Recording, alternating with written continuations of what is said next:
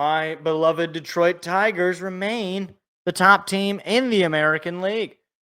And I got to tell you, the Tigers really do have something going with Tarek Skubal. Like, it is unbelievable how good Tarek Skubal has been. Like, I could go on and on about Tarek Skubal. I've already done video upon video on Tarek Skubal. He's the best pitcher in the world, and it's not even that close. You can go on his Baseball Savant page. You can go on his Baseball Reference page. You can go on any page where his stats are being broadcasted. You will come away and be like, okay, yeah, this guy's the best pitcher in baseball. And I feel like I'm a little bit alone here. People are pretty much content with saying, yep, we're going to have him for this year and next year, but we're not going to pay him. And this is fans of the team. This isn't just like, people, hot take people. These are like regular people saying, look, if Tarek Skubal, if he reaches free agency, I don't know why my camera's not focused. There we go. There we go. Now it's focused. If Tarek Skubal, wants out, if he wants however much, we're just going to let him go. And look, okay. Ordinarily, I understand the logic of people saying this, pitchers play once every 5 games. You don't win with starting pitching in this league anymore. You win with hitting. You could spend some of that money that you would spend on him, a guy who plays a fifth of the games, on a bunch of bats. I understand. However, what we're witnessing right now is Randy Johnson levels of dominance. Okay, like if you get back-to-back Cy Youngs, which everything is indicating that he will, and he's probably going to start the All-Star game if that's worth anything for you. He should have started last year's All-Star game, but, whatever. We're talking about a level of play that is comparable to Randy Johnson, that is comparable to the Max Scherzers and the Justin Verlanders of the world. The Tigers have had a lot of really good starting pitchers, a lot of Hall of Fame starting pitchers. Jack Morris, Verlander, Scherzer, Rick Porcello. The list goes on and on. None of them are like Tarek Skubal right now. In one case, it's because he's a lefty. Like the Tigers have really never had an elite stud, unhittable lefty like Tarek Skubal. And that's why that's why I'm like, come on, let's bring this guy back. Now, look, if he says, I want 10 years, $600 million, okay, well, that's going to be a little tough to come by. But we should be doing everything in our power. Once he gets to free agency, obviously there's no rush right now. You might as well just, play it out this year, play it out next year. But you have to do everything in your power to bring this guy back. And I don't want to hear about, well, he's got an injury history. Dude, everybody's got an injury history. You can't say, well, he's got an injury history, and also he plays a fifth of the games. Like, if he plays a fifth of the games, he's less likely to get hurt than a guy who plays 162 games. That's just a fact, right? He's already dealt with the main pitching injuries before. He's already got Tommy John surgery, so he's less susceptible to that. Obviously, it's not impossible that he gets it again. It's not out of the realm of possibility. But he's just too good, and I feel like I'm going crazy saying we got to sign this guy. But anyway, that's not who we want. That's not who I wanted to talk about primarily today. Primarily, the guy I wanted to talk about was Riley Greene, and why he is the quietest, probably the most underrated superstar in the league right now. So let me just break down some of these numbers for you. Here are just his bare numbers from Baseball Reference and Fangraphs, my two favorite websites outside of Baseball Savant. So on the year, Riley Greene has a 2.7 WAR, almost a 300 batting average, batting 296, 19 home runs. He's already almost got 100 hits, 95 hits, a 148 OPS plus, which gives you an 887 OPS. He's got a stolen base. He's got 63 RBIs, 47 runs scored. And he does lead the league in strikeouts.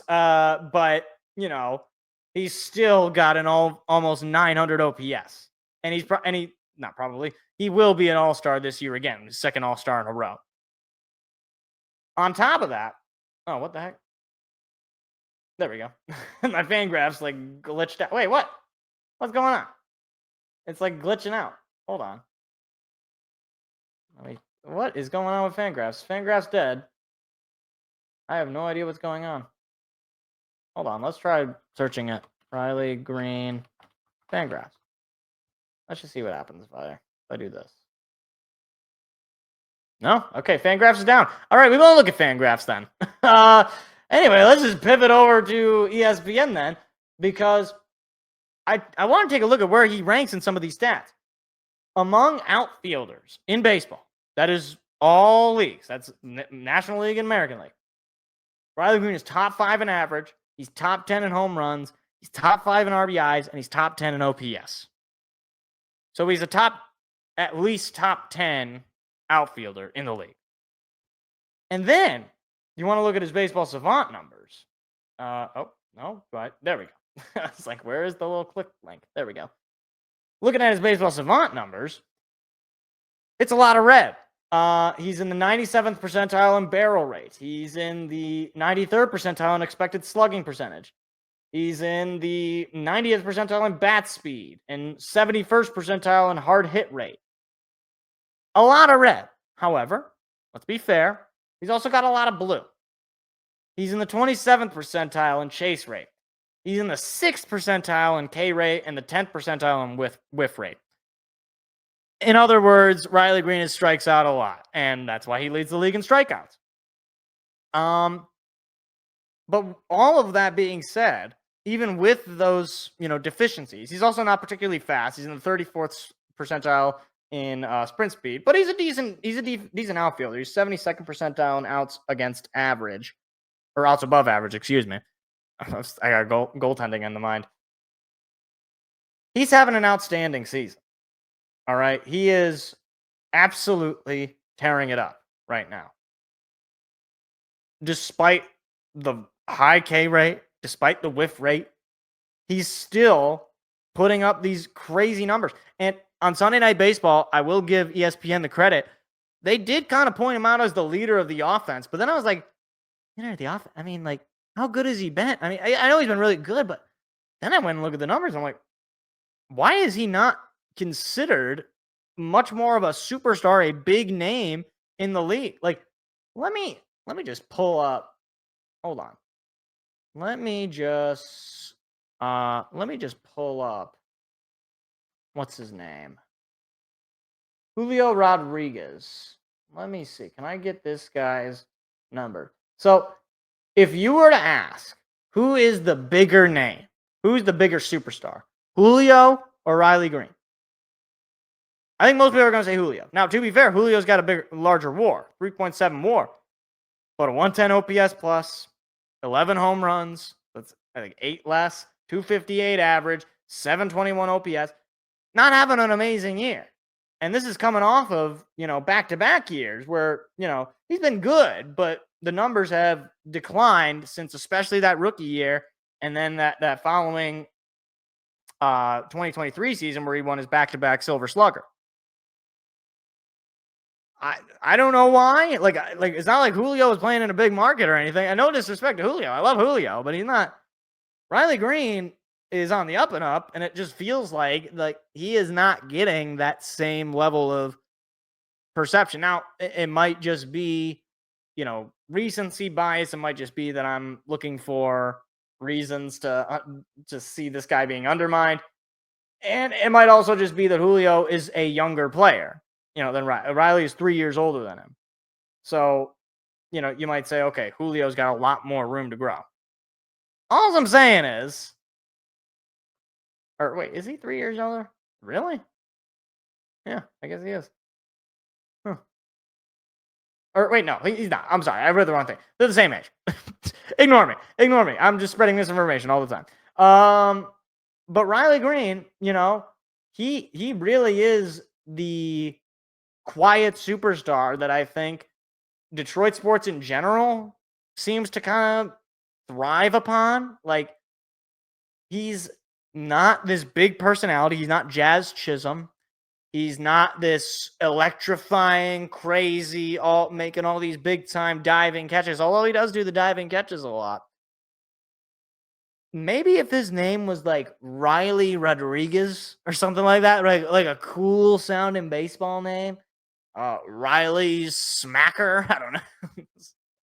That's a weird name. Riley Bling Dong. Something where it's like, oh yeah, that's a baseball name. It's like Riley Greene. Apparently, is a musical artist. Apparently, there's like a country singer that's Riley Greene, but no e at the end. Anyway,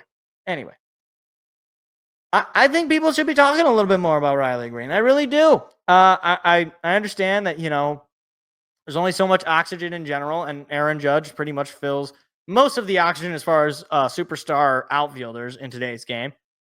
But hey, give Riley Greene some credit. He's on all of the major stat boards as far as like he's right there with a lot of these superstar or established superstar players. So we'll see. Well, as the season plays out, we'll see kind of where those numbers end up for Riley, but he's continuing to impress. And I just love to see it because he's a guy that he was one of your number one prospects, and he's paying off. So another successful development of a player that really started to thrive once Scott Harris took over, but was doing decently well when Al Avila was still here. So either way, good stuff from Riley.